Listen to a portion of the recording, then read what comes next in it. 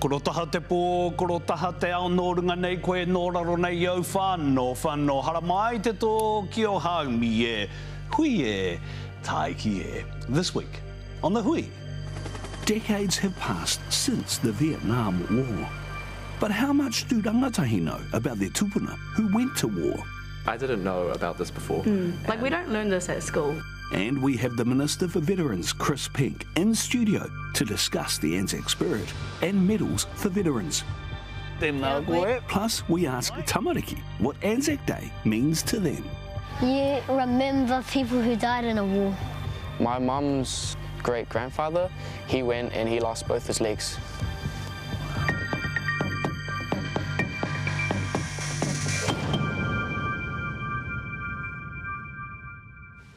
Ngā manuwhiti tūua kua wehe ki roto i ngā iwi haramai. Haere, tātou kei te pito o rati he wa mauri ora, and welcome back to The Hui.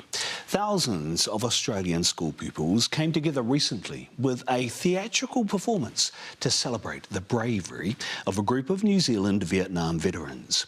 They invited 4 rangatahi from Tāmaki Makaurau to help them tell the story of the Battle of Herbert Park, highlighting the courage of Ngāti Porou soldier Bill Papuni.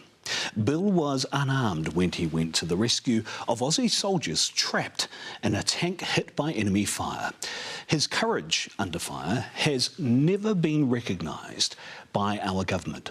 But the rangatahi told reporter D'Angelo Martin they are determined to keep the memory of his heroic efforts alive. I thought it was quite shocking. I didn't know about this before. Like, we don't learn this at school. Stories of our tupuna who went to war. It's so important for the rangatahi to learn about this kind of stuff. And the sacrifices they made for a better future. It's a big part of our history. As Māori, we're storytellers. I think it's important to know the catastrophes of war.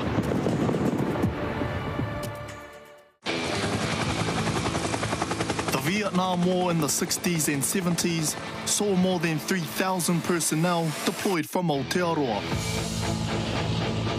Few stories have emerged from that war about our soldiers and their efforts on the battlefield.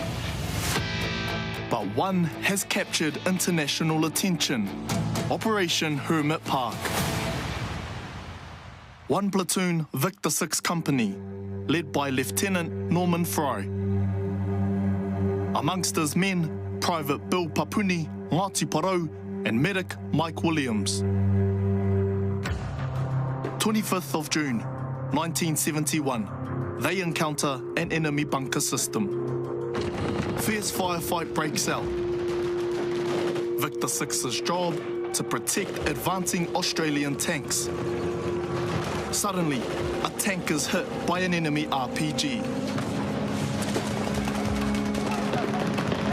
Under heavy fire, Bill Papuni, unarmed, jumps onto the tank and hauls out the 2 Australian crewmen, both seriously wounded. Still under ambush, medic Mike Williams attends to the men on the ground. Their lives are saved.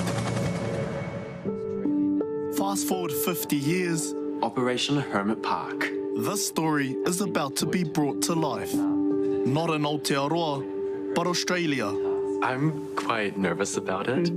Maui Hitchens and Tia Ormsby, both Ngāti Porou, have been chosen to perform in front of thousands as part of Australian Anzac commemorations. I'd say it's quite an honour. I thought it was super kind of fulfilling. Yeah.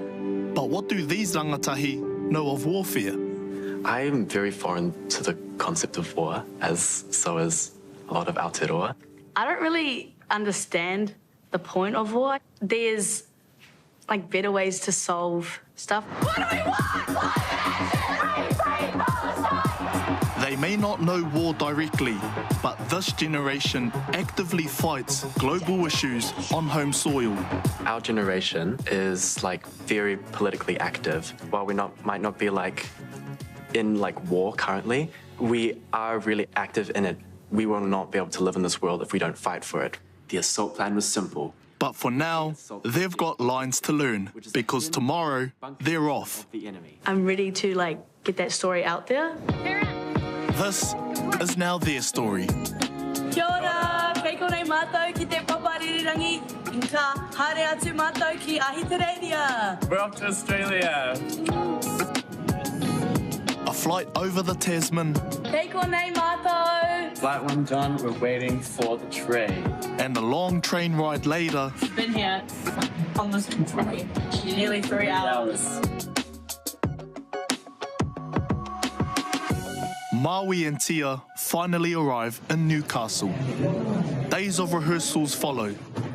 Their performance, the story of Bill Papuni, a humble soldier who never spoke of his heroism and died when he was only 33. The Australian and New Zealand troops live together and play together. Maui is portraying his commanding officer, Norman Fry.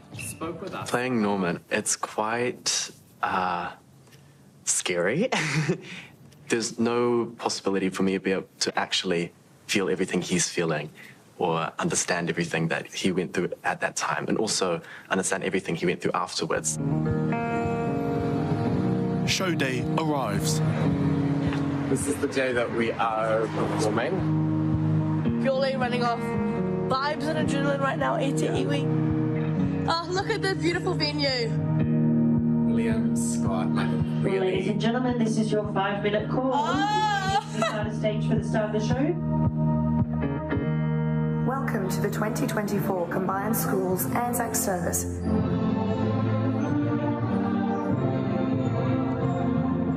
We will now share an example where Australian lives were saved by New Zealand soldiers. Operation Hermit Park. The assault plan was simple. The Australian tanks, supported by the New Zealand infantry, would directly assault the objective, which was a hidden bunker system of the enemy. We had advanced about 50 metres towards the bunker system when the forward left tank received a direct hit from what appeared to be a rocket-propelled grenade. The grenade hit the top of the turret. Under direct enemy fire, Private William Papuni removed the wounded tank crew from the turret. As I remember it, Bill was standing on top of the tank, which was the greatest thing I've ever seen in my life. And then he handed these guys down to us. William Papuni and John Adams passed the wounded down to Private Mike Williams and Private John Galley, who provided the vital first aid treatment.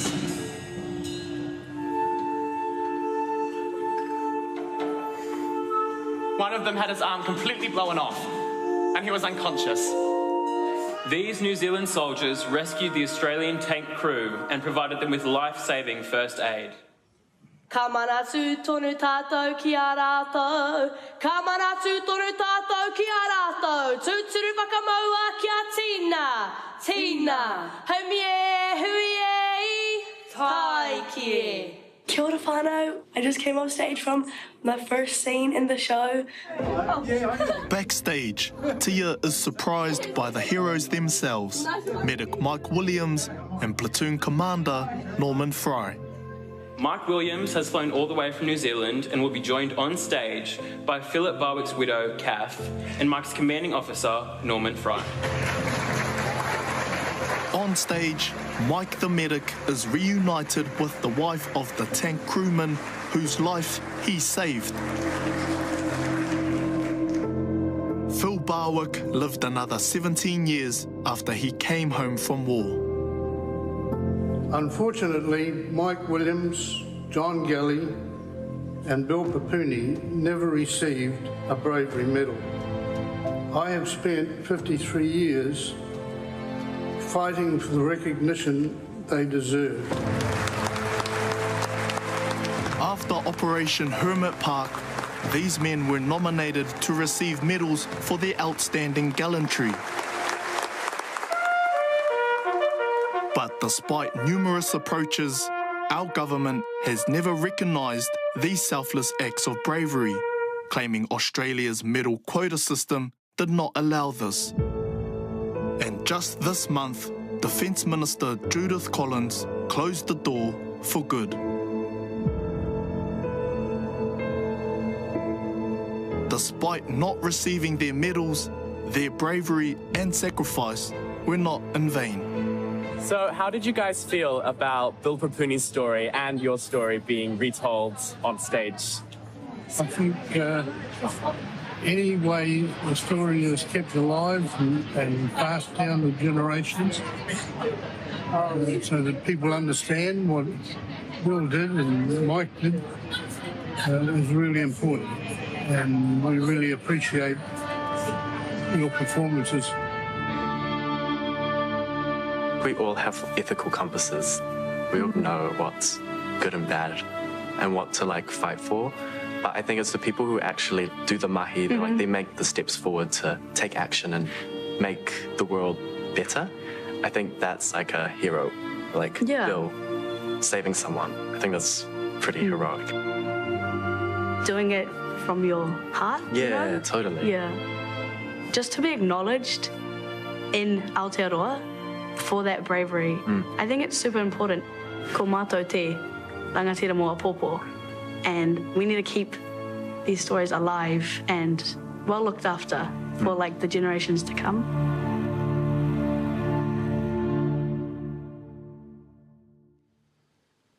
Me mihi ki te hunga rangatahi kātika. Our thanks to Emma Bishop and Stage Antics for help with the production of our story there. Now stay with us on the Hui. Whai muri i ngā whakatairanga. After the break, we speak with the Minister for Veterans. The Honourable Chris Pink is with us. Kia ita tonu mai.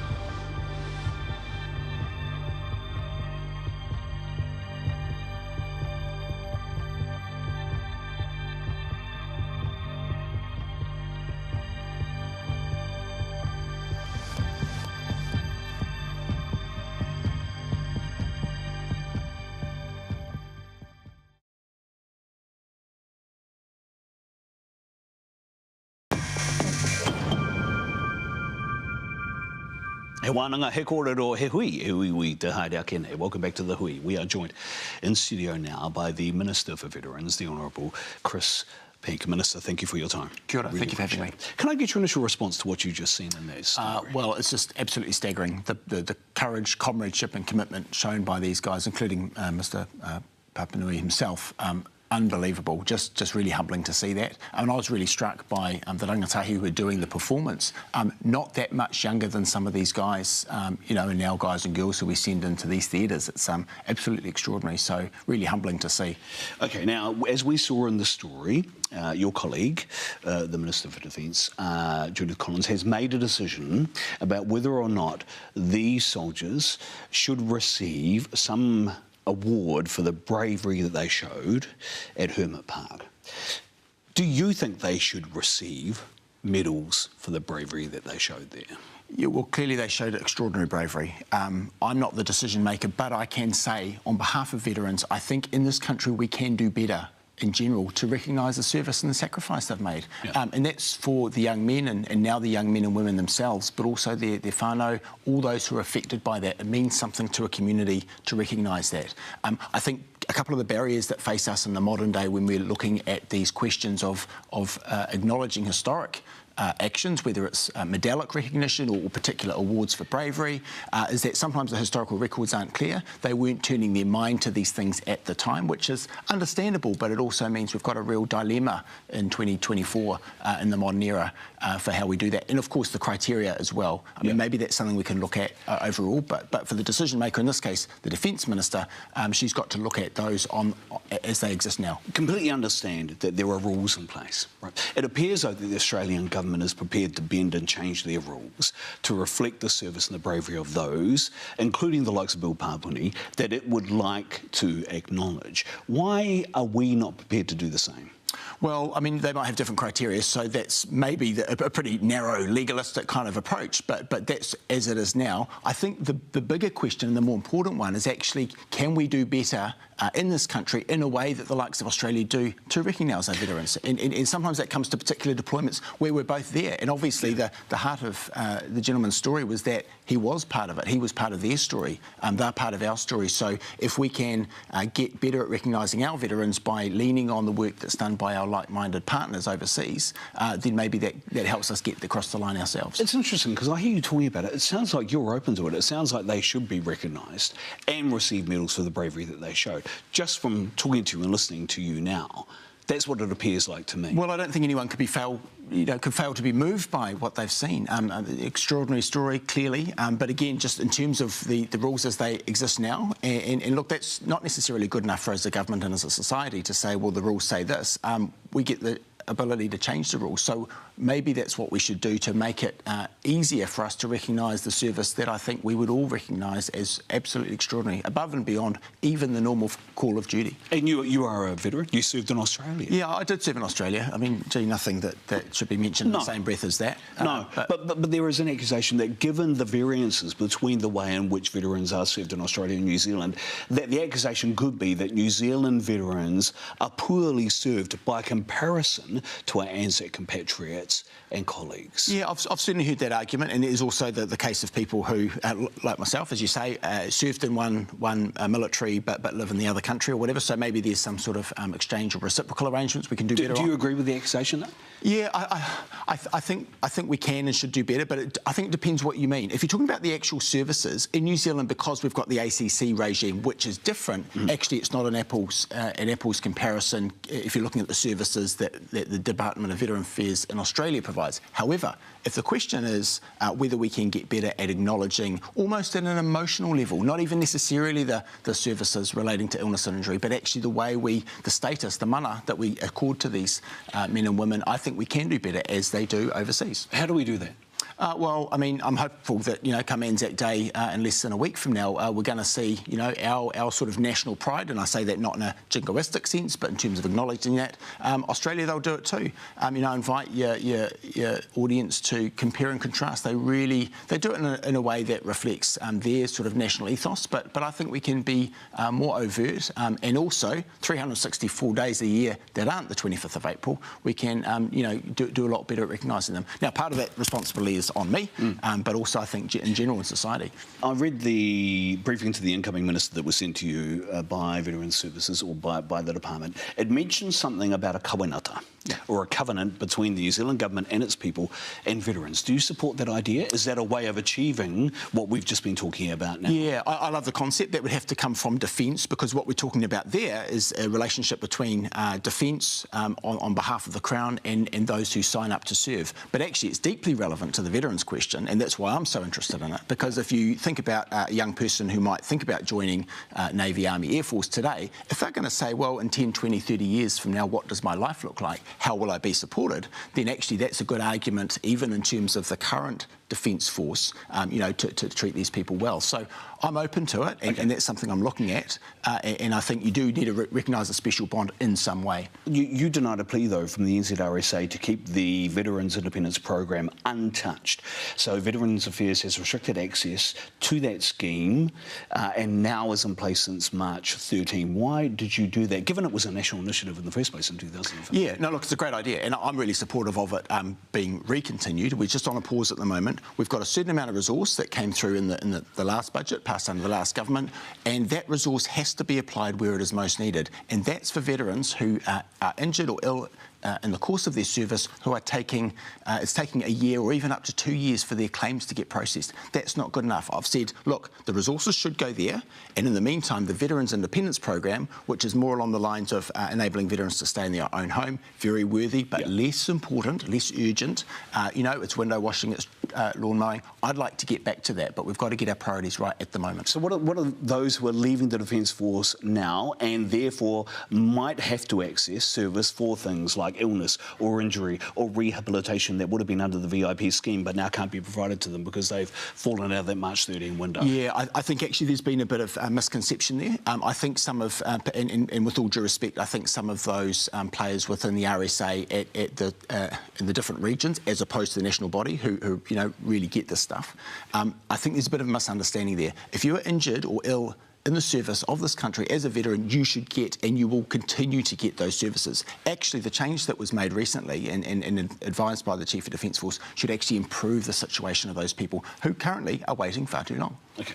As a part of the BIM also, I came across something which was interesting to me. This has to do with the Y claim, Y2500, the Māori Military Veterans Kaupapa Inquiry. What reports have you got about that claim from your department thus far? Yeah, I mean, obviously the BIM itself, the briefing to incoming minister, and that's something I'm really interested in. Clearly the place of Māori in the Defence Force over the years has been massive. You know, it's hugely significant, even in today's terms, or especially in today's terms, but of course a lot of people associate with the Māori battalions heroic feats, and is recognised even, you know, by the enemy at the time. So look, we can do a lot better in terms of recognising that historic contribution, and I think it's a really wonderful partnership that we could actually encourage, and maybe the Kawanata or Covenant is a good way in to do that. Okay, because the other thing is, how is it that we can still allow to exist, and this is the claim, that Māori veterans suffer disproportionate risk of harm, discrimination, lack of recognition, inadequate care and rehab, welfare and entitlements. How can we allow that to occur? It makes a mockery of the way in which we memorialise things like the Māori Battalion on Anzac Day, right? I agree.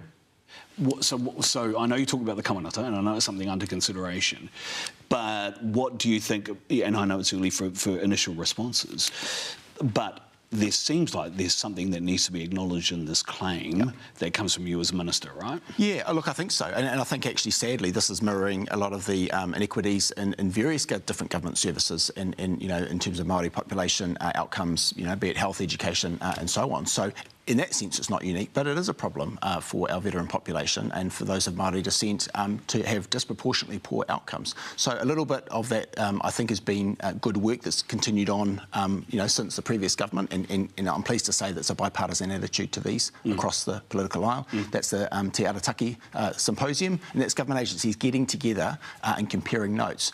There is a Māori element to that, but there's also a general element, and actually, if you think about those who are disproportionately poorly served by government services, that's going to bring up those that cohort fastest of all. Minister, thank you for your time. I appreciate you appearing on the program. Thank you.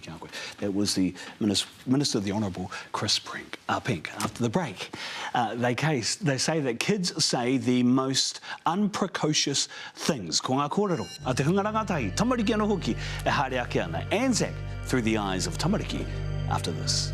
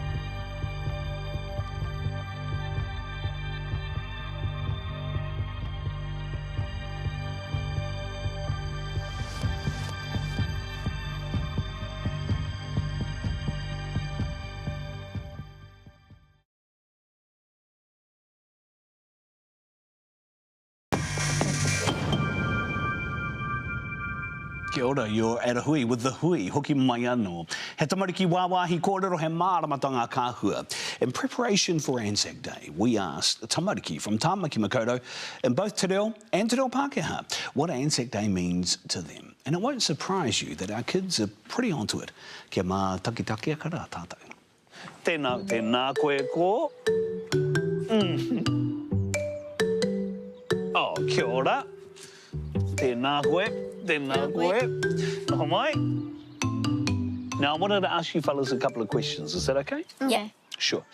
Okay, so the question is this. It's about Anzac Day. Now, what is Anzac Day? It's something where you remember people who died in a war. Do you want to add anything? No, I was going to say the exact same thing. Ko te Anzac Day he rā whakanui I ngā hoia I haere ki ngā pakanga nui o te ao. O te ao. He aha rātou ngā hoia I haere ai ki tā wāhi ki te pakanga ki o koro whakaru?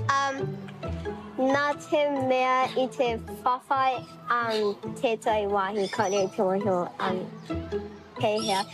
Me I karanga atu rātou ki Aotearoa ki te haere ki te awhina I rātou ki te papa. If there was a call put out for New Zealand to send people to go to war, what do you think of that? I think we'll win because Australia will come, and then that means the United States and like America and yeah, I was going to say the exact same thing. Let's talk about Anzac Day. What is Anzac Day? It's a commemoration of the Māori battalion and the Australians who went to war in Turkey. What does it mean to you? It's celebrating and like thanking all of them who went to war for us, for our cause, to get us to have a better future. People went to war. Do you know why they went to war? To get their nations back in there. To get their nations back, yeah. What else have you heard about it? That we wear these little poppies on over here. He aha te tikanga o te poppy? Ko te tikanga o te poppy, I whawhai ai ngā hoia ki tētahi wāhi I kora era putipoti. Kia whakaaro, he aha rātou I haere ai ki tara wāhi rāno ki te tei pakanga? I tuku te kuini kia haere Aotearoa me ahi te reiria ki te pakanga, kia pakanga ki tō rātou taha. Mohi ona koe ki tētahi o tupuna? I haere, koraua rānei I haere ki te pakanga? Te tungane o tōku nan. I haere ki te pakanga? Ai, I haere ia ki te pakanga, I mate ia ki reira. I think my mum's great-grandfather, he went and he lost both his legs. Ended up dying on the way back. Where did he go, do you know? I think he was in Turkey. Oh, wow. At Gallipoli? Yeah, Gallipoli, on the other side of the world. What do you think about war? Do you think war is a good thing? No. Why is that? Because and also because maybe one country wanted to get a land, so then they get to keep a land if they win. What will you be doing this Anzac Day? We're going to wake up at 5 and go down to the dawn service thing. Yeah, we're going to do that probably. Have a rest. Really? Have you seen what other people do on Anzac Day? No, not really. So you haven't seen people like get up really early in the morning? No. Oh yeah, yeah. You have? So you actually haven't seen me on TV on Anzac Day? No. Not at all, eh? Kei te mōhio rānei kōrua ki ētahi waiata Anzac. Tōru wha. E te oko whitu o te keka. Haere tonu. Ka tira te inga ki rarora. Ano. Mana whakaro kei runga rawa. Hei aha. Hei arahi te ara e tika ai. Me aha. Whirina ki tata tatoa. Kia aha. Kia kotahira. Beautiful. Kia kotahira tātou I te raihara mai nei next week on The Hui. Our first political debate of the year featuring the National Party, the ACT Party, New Zealand First, Labour, the Greens and Te Pāti Māori, representatives from all those parties. It's the Hui MPs debate for 2024. Until then, e ngai wi kia mau ki te tūranga o taputapu a te haumi e, hui e, tai ki e.